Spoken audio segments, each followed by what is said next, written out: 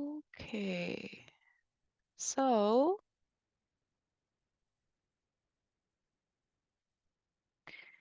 hi everybody. Thank you for coming today to hear about making an impact, the benefits of open access work in an institutional repository. I'm excited to be here with all of you and I look forward to our time together. My name is Marilla MacGregor. I'm a digital commons consultant, and Digital Commons is the repository hosting solution that hosts Still ScholarWorks, AT Still's institutional repository. So I'd like to start by talking about what is open access. Open access means that information is available freely to the public. It's not behind any kind of paywall. Users can download, read, print, and use content for lawful purposes without having to buy an article or subscribe to any kind of publication. Open access does maintain author copyright and the requirement that authors be properly cited. So plagiarism is unfortunately always a possibility, whether a work is open access or not. But since your copyright is preserved, if someone plagiarizes your work, you can always dispute them. And having your work in an open access repository is actually a plus because it has a clear date of deposit. So I'd like to introduce you to your open access repository, Still ScholarWorks.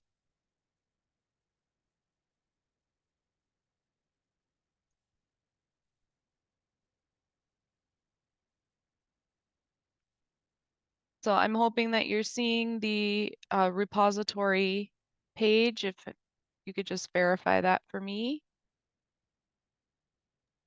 I can see it. Wonderful. Thank you.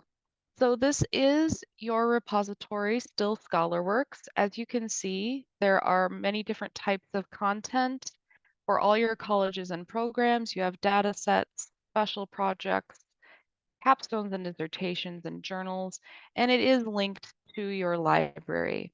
This is a place where you can deposit a copy of your work and your piece will be saved here and receive a stable URL so that it is always accessible and won't ever be lost. You can always get back to it.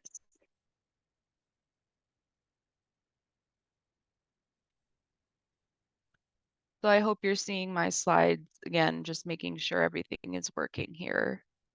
You're good. Wonderful. Okay. So as you can see from this infographic, there are so many benefits of making your work open access. It's beneficial to readers, authors, and institutions. I won't go over all of these, but I'll just highlight a few. For readers, it improves their access to education, and readers who are also practitioners in the medical field can have more access to the most updated research. And they can also become linked to global experts in the field. Authors can increase their public impact.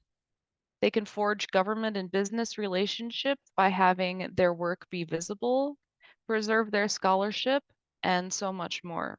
And finally, your institution also benefits from open access because it helps to build the institution's reputation, garner funding for more research, strengthen the recruiting of your outstanding students, and help form other types of relationships.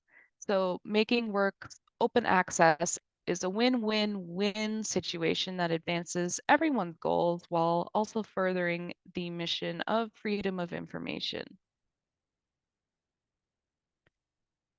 I expect that most of you have been publishing successfully in traditional outlets for many years, but I just wanted to give us all here a reminder of the complete scholarly communications lifecycle so you can see how open access publishing fits in and furthers the goals of scholarly communication.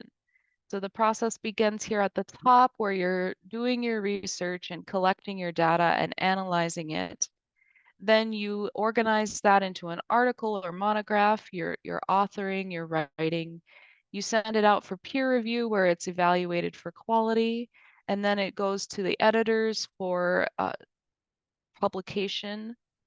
And then we get to the discovery and dissemination process, and that's where your repository comes in. So the work is distributed to an audience. And the end goal is that either the cycle can begin again when another researcher discovers your work that has been openly disseminated and builds upon your findings for their own project, or a member of the public finds the research helpful for their own personal reasons, or perhaps a high-level decision maker discovers the information and it affects public policy. So you can see that the end goal of every research proposal is really discovery and dissemination, which can then restart the cycle.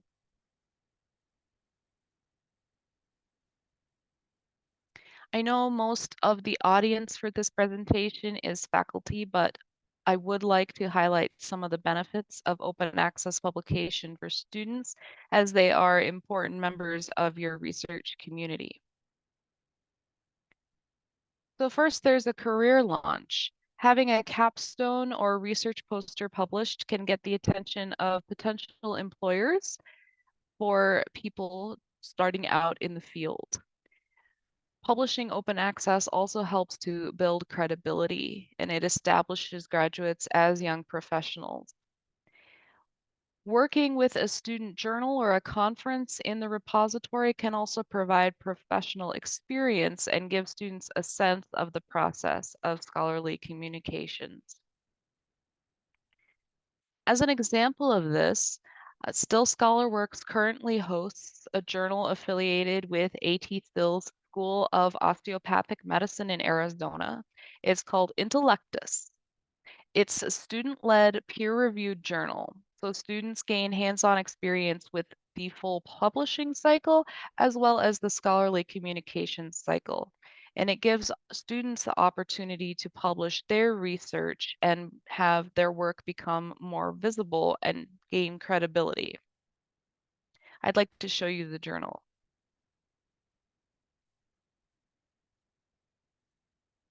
So here is Intellectus. You can see that it is on Still ScholarWorks. It has different types of content, and this is its inaugural issue, which is very exciting. But you can see that there are articles, a review article, and case reports. All issues will be archived on the repository so that eventually this drop-down menu will allow you to search all issues for content. And it's easy to submit to. So this submit article link will take people to a sign-in page where you can set up a free account just using your email. And that way you can get to the submission form where you fill in the fields and upload your work for consideration. Uh, and this will also allow you, because your email is associated with the system, to access your readership metrics when you publish in the IR. And I'll talk more about metrics in a minute. But I want to show you what an article information page looks like. So if I click on the title of this article, it takes me to a page where I can see the title, all the authors, and information they've added, such as the abstract, objective, and methods. Also, having published this in the repository makes it indexed on the web, so it's much more discoverable. And it's also discoverable through our Digital Commons Disciplines Network. So you can see that this article has been tagged with these disciplines. And if I click on a link here, it will open up our network from all of the Digital Commons repositories that is the Community Health Commons, and any article tagged with that discipline from any repository is collected here. So that way your article is part of this wider community and people browsing through these commons can be led back to your work. Going back to this page, you can see that you can download the article here and you can also see some metrics. So 41 downloads since it was published and also how many abstract views there are here. Because Some of these authors have an email associated. They'll also receive uh, monthly emails showing the number of downloads their articles have had, and they will have access to an author dashboard, which gives you more metrics. And I will be talking about that a little bit later. But all of this is true for faculty authors as well.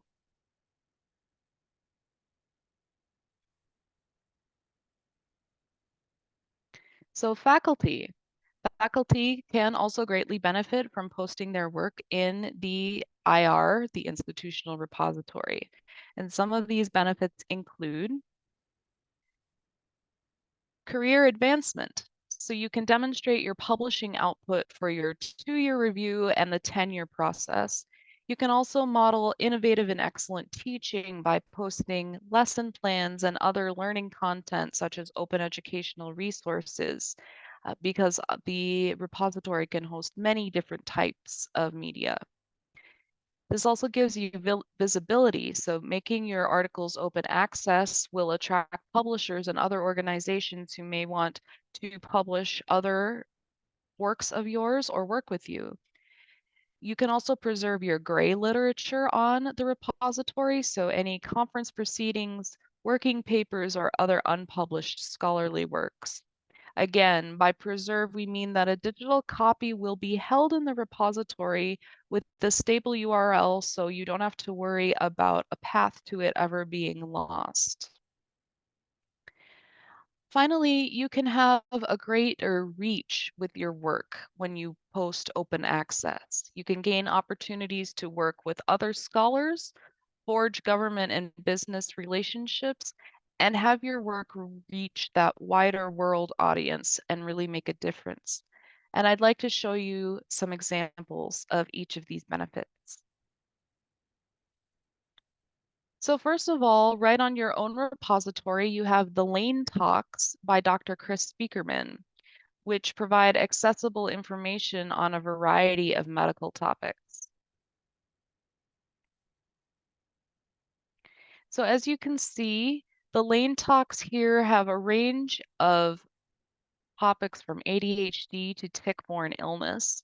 If I click on the title, you can see that the video is right on the article information page, so people can view these videos without having to log in and gain a lot of valuable information.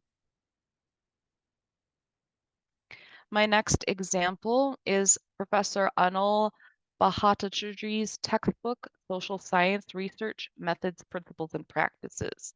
This is an open access textbook, and it has received over 360,000 downloads from around the world, and it's been translated into a variety of languages.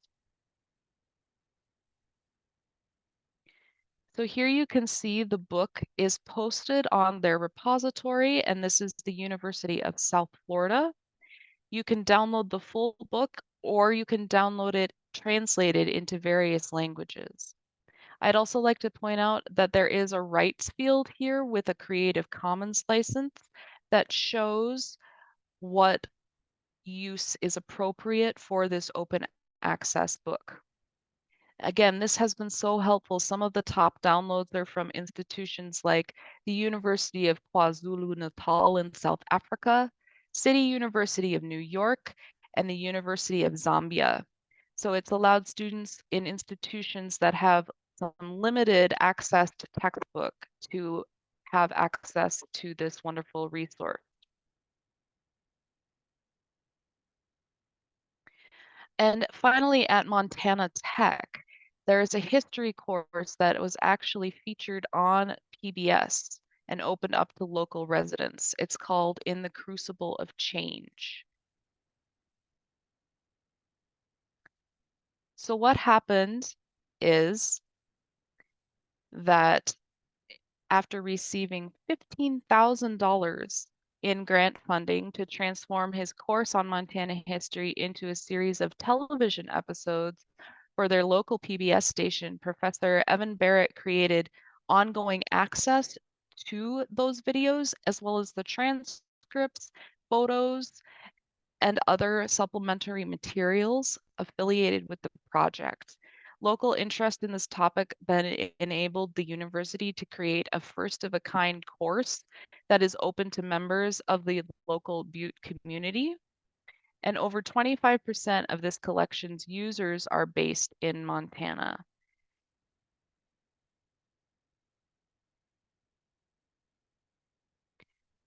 The next benefit I'd like to talk about is the preserved, discoverable, and impactful research. So on Still ScholarWorks, as faculty, you can preserve your research and have it indexed by posting it in the different school or department series that we've set up. And then all your works will also appear in the All Faculty Publications series.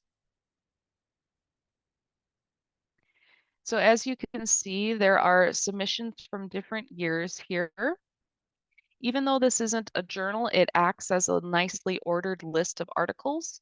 You can download the PDF directly from the series page, or you can click on the title to view the article information page, just as with the journal. You can see some metrics here, so 11 downloads, and the different metrics like citations and abstract views. And you can also download the PDF from this page. Again, this is accessible without any kind of account. You only need to make an account to post your work, and again, that is free. And this way it is easy to read your colleagues' works, and that opens up more avenues for exploration and collaboration. Some other examples: at Thomas Jefferson University, an oncologist in Moscow was able to use research that he found on their repository in order to treat a patient, and he made this statement. Thank you so much for the article Malignant Peripheral Nerve Sheath Tumor, MPNST, an overview with emphasis on pathology, imaging, and management strategies. It already turned to be very helpful in treatment and examination approach choosing for a 13-year patient with MPNST proved by biopsy and NF1. I'm working as an oncologist in Moscow Pediatric Clinic, and this is one of my patients. So you can see that because this was available to someone in a completely different country, it actually helped to save someone's life. Another example is at the John Marshall School of Law. You can have your articles picked up by big media outlets. A February 16th, 2016 New York Times article titled, "What Would Scalia Want in His Successor? A Dissent Offers Clues," links to Professor Timothy O'Neill's paper on the Stepford justices in the John Marshall School of Law's Oklahoma Law Review. Since it was picked up by the New York Times, the article has gotten 1,300 downloads, including 392 from the New York Times article and 110 from the New York Times mobile site. So you can see that people don't even necessarily need to discover the repository in order to find your work, because the links would be provided when it has reached this wider media outlet.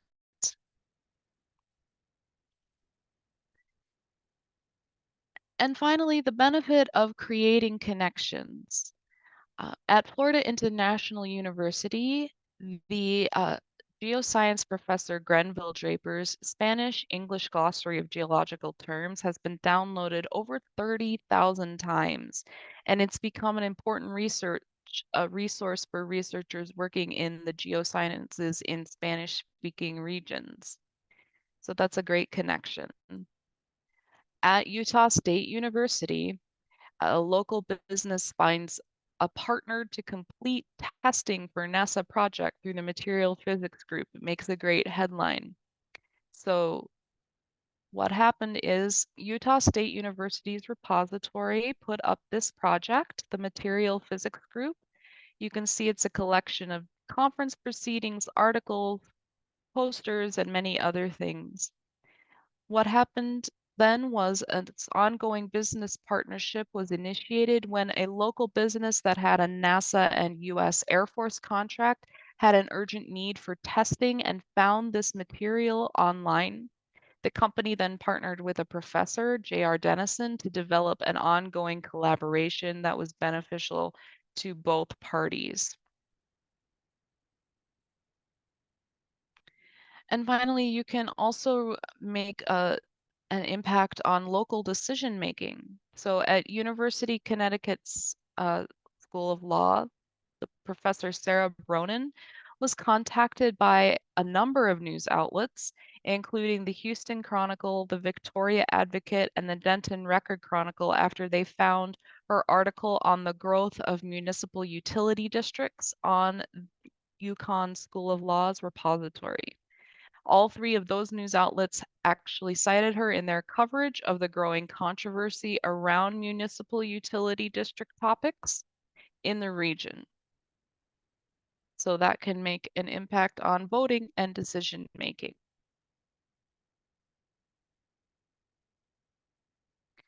So as you've seen, there are so many benefits for both faculty and students when you make work open access.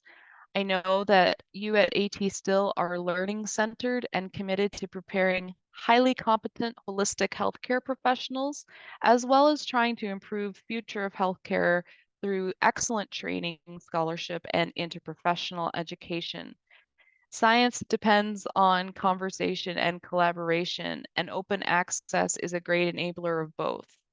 So by posting work in Still ScholarWorks, you can increase those resources for student learning.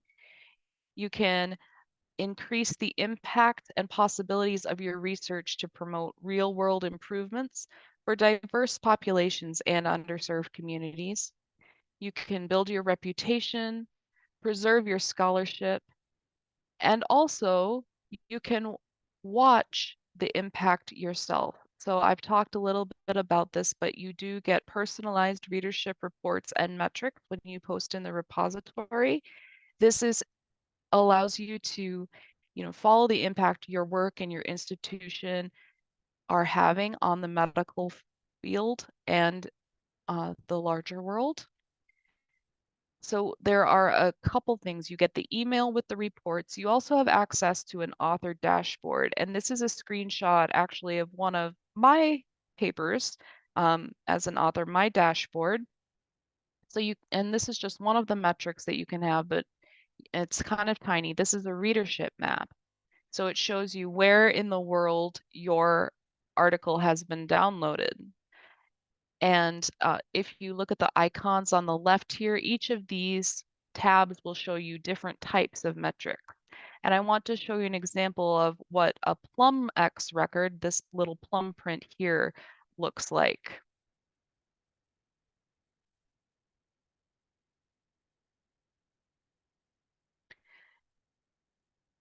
So this is a record. Oops, let's switch back to that, please. So this is a record of an article in the repository of the Philadelphia College of Osteopathic Medicine, so one of your peers. And this is a PlumX record, which is a third-party metric system we use to give you additional metrics besides the author dashboard. So the article is the controversial new push to tie microbes to Alzheimer's disease.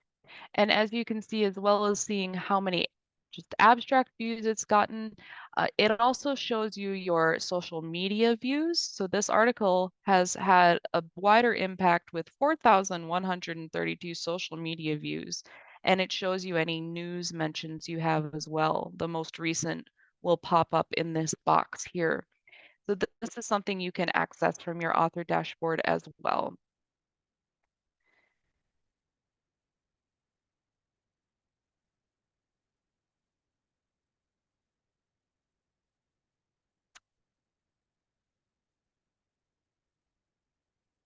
So we've looked at benefits, but now I want to take a moment to talk about myths and misconceptions about open access. Again, I do want to reiterate, your copyright is protected when you post in the repository. Your name and a date stamp will be on those article pages, which will prove that the work is yours and when you were working on it. so that you have a timeline of your research should other authors choose to build on it. I know, though, that often there are concerns around plagiarism, copyright, and publication in terms of open access, so I do want to take some time to go over some of the common myths and misconceptions around these issues and provide a look at the actual facts for these questions. First myth, the IR will replace peer review. The truth is that making work open access in an institutional repository is independent of peer review. It is not an either or situation. And actually, your Digital Commons repository does have peer review tools uh, that come along with it, which is a bonus. Next myth. Are you saying that I should no longer publish in journals, only in the repository? The truth is that the repository is an additional venue for dissemination. It's not necessarily a replacement for traditional scholarly journals. You can also post a different version in the repository with the appropriate date stamp and citation so people know which version of your research they are reading. Another myth, making my work open access will make it more susceptible to plagiarism. The opposite is true. When an article is deposited in the repository, it's date stamped.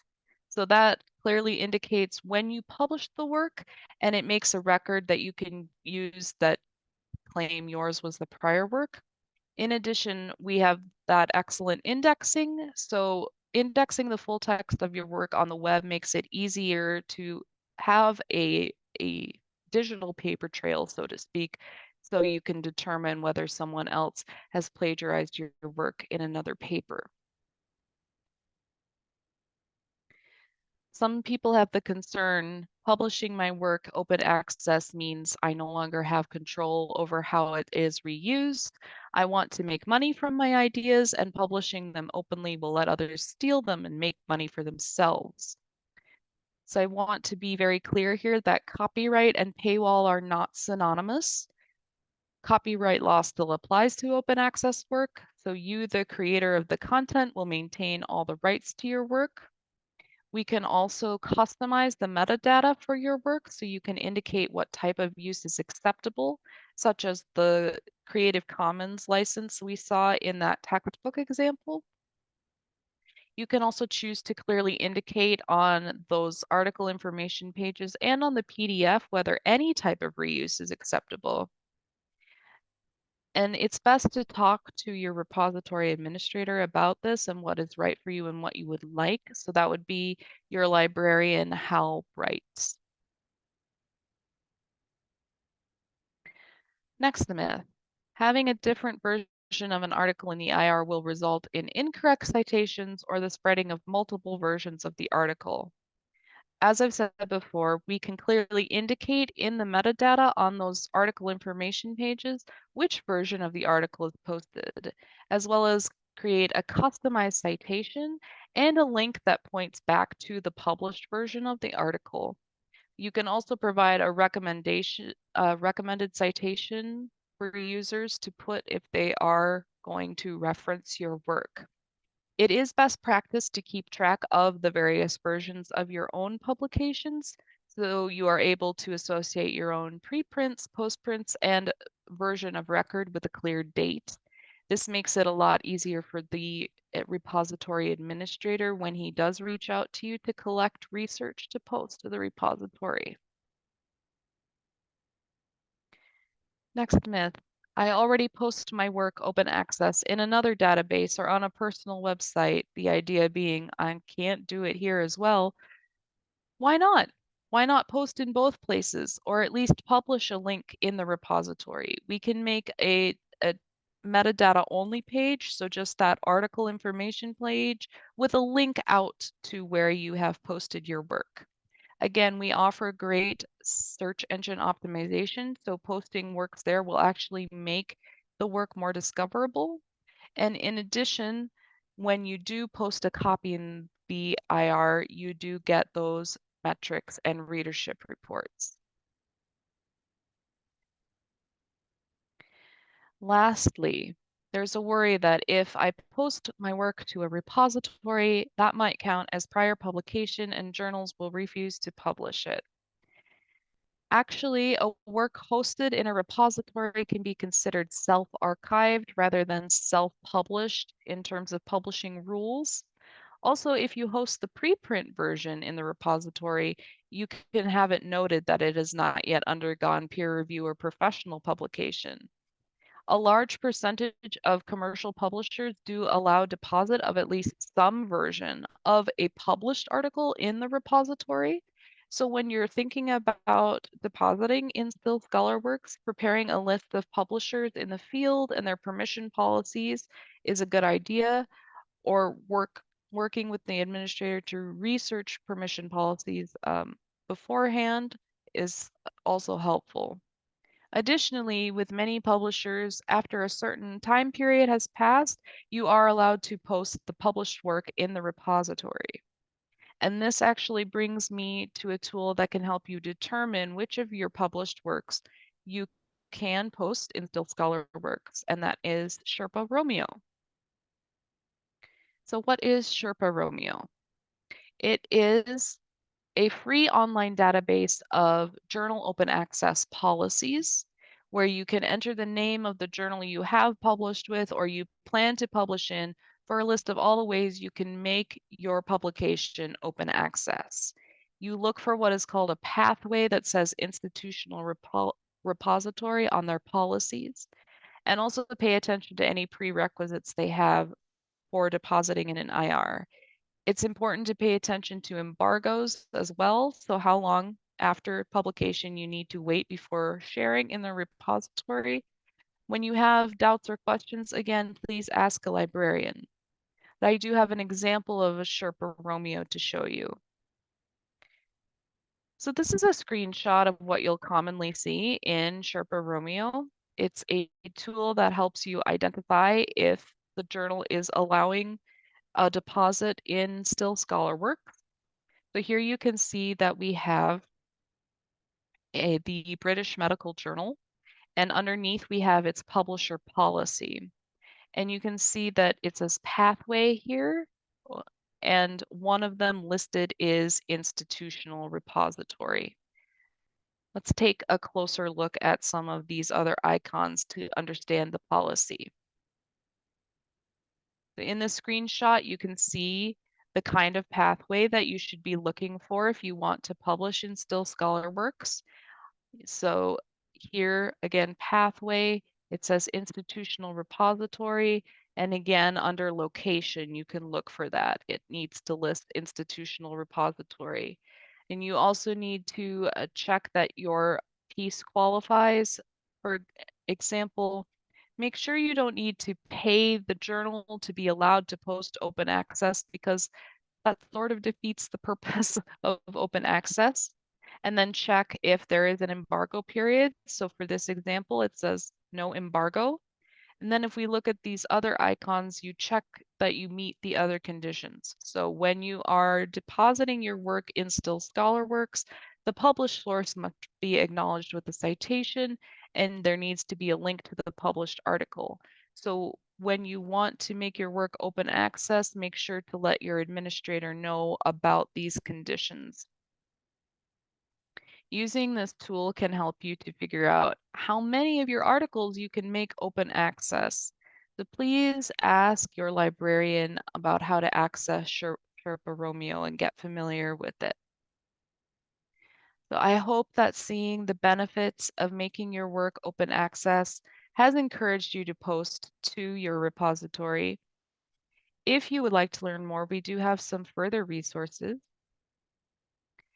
So your librarian can send you a copy of these slides so you have access to these links, such as the White House's OSPP guidance on open access and other frameworks and statements, as well as some interesting information on how making scholarship open access can benefit both faculty and students, including a neat video to watch.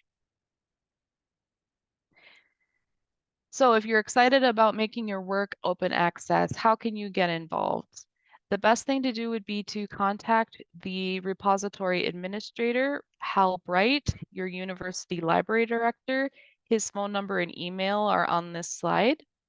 So again, please ask for the slides if you'd like to have this information. If you need technical help, such as having trouble setting up a Digital Commons account to post to the repository, you can contact Digital Commons Consulting Services at dc-support@cs.bpress.com.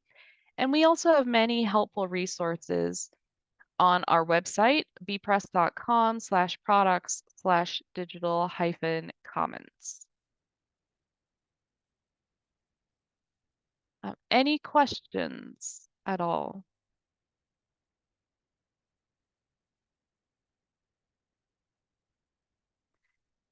Okay, wonderful. Well, I'd like to thank you again for coming to my presentation today.